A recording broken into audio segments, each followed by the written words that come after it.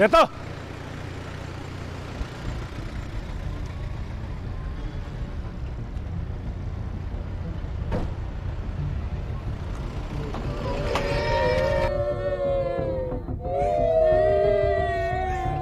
Yan!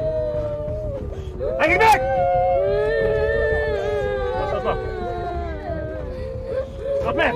Suot yan! Isuot mo! No! I don't want to! Isuot mo yan! Ha? Isuot mo! Ha? Isuot mo!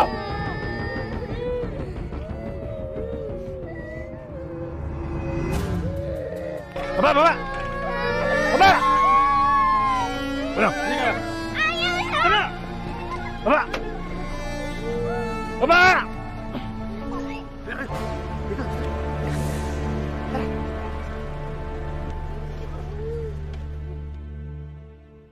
No! I want to go home! No! I want to go home!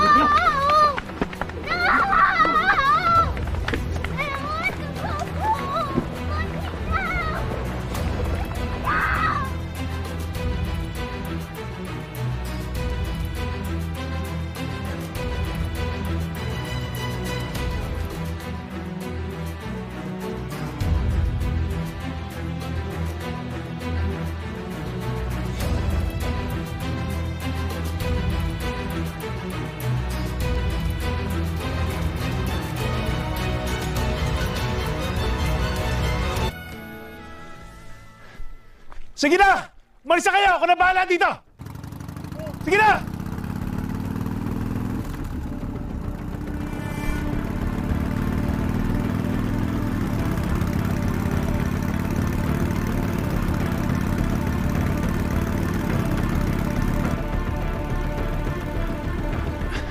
Good morning, sir! Mukhang hindi kayo taga rito, ah. Namamakyaw ka na isda. Nabalitaan ko kasing bukod na sariwa ang isda dito, murang-mura pa. Ganun ba? Opo. Baka gusto niyong ng isda. Magdala po kayo. Huwag na, kuya. Sige, salamat po, ha.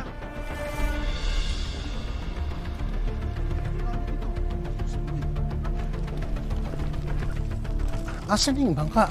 Ang sabi ko, ha? Andiyan na. Sige, i-ready nyo. Alakad tayo.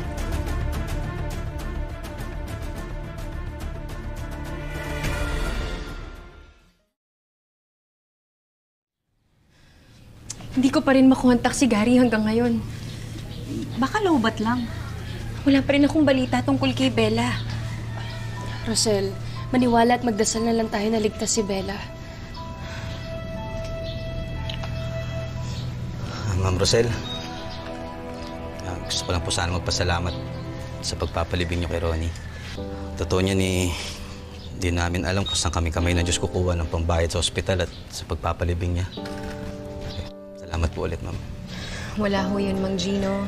Simula ho nung nabanggit nyo na wala na kayong kamag-anak at pamilya dito, hindi na rin ho ako nagdalawang isip na tumulong.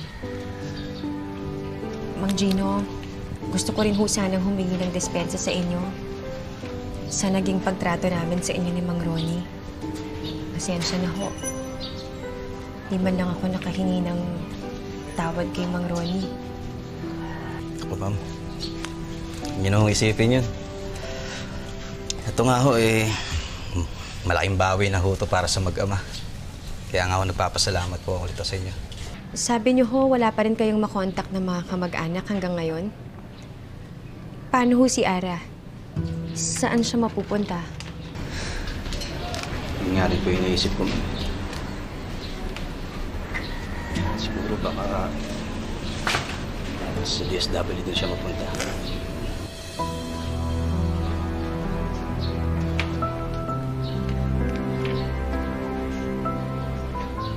Sige na, pumunta na kayo dito. Bilis. Sir, kamusta ang balita? Wala pa nga eh. Wala pa rin, ho? Sir, anong nangyari doon? Wala, sir. Baka sa ibang pier pumunta yan.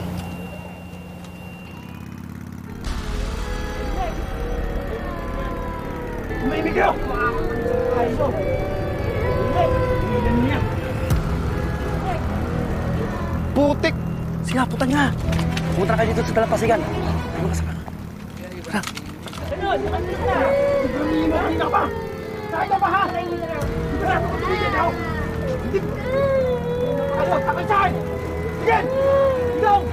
Boss! Boss, sandali lang. May tatanong lang ako. Chip, kayo na. Boss, yung umalis sa bangka, saan papunta yun? Yung mga bata. Oo, yun. Mga turista yun, papuntang kabilang isla. May mga bata na yung bangka. Request for backup. Chip, boss, sandali. Sandali lang. May tatanong na ako. Doon sa sinasabi niyong bangkang umalis, doon sa may mga bata na sinasabi niyong turista. Tingnan niyo to. Meron ba kayong nakilalang bata na mumukhaan na nandiyo sa bangkang yun? Wala po, sir. Ha? Wala Hindi, po. tingnan mo yung ano. Wala po talaga, sir. Busy po kasi kami kanina sa mga isla. Sigurado kayo? Opo, wala po talaga. Wala po talaga. Pasensya na po. Sige.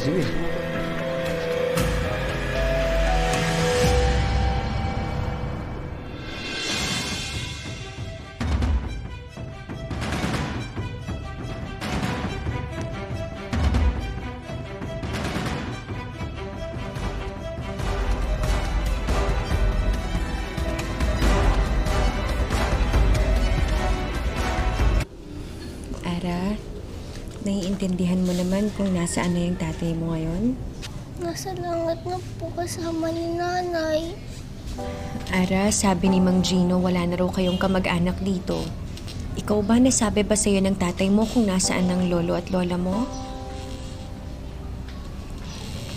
Mga tito at saka mga tita, mga kapatid ng nanay at tatay mo, alam mo ba? Kami lang po ni tatay. Pero ngayon po, wala na rin siya. Ako na lang po mag-isa.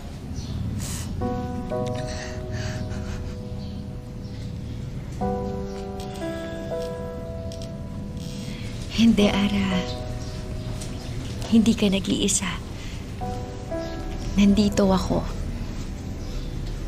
Ako ang magiging pamilya mo. Huh? Gusto ko sana, Ara, simula ngayon, sa akin ka na uuwi. Gusto kitang ampunin. Alam mo, si Bella, gustong-gusto niyang magkaroon ng kapatid. Sigurado ako matutuwa siya pag uwi niya meron na siyang sister. Ikaw, gusto mo rin ba yun? Opo, gusto ko po.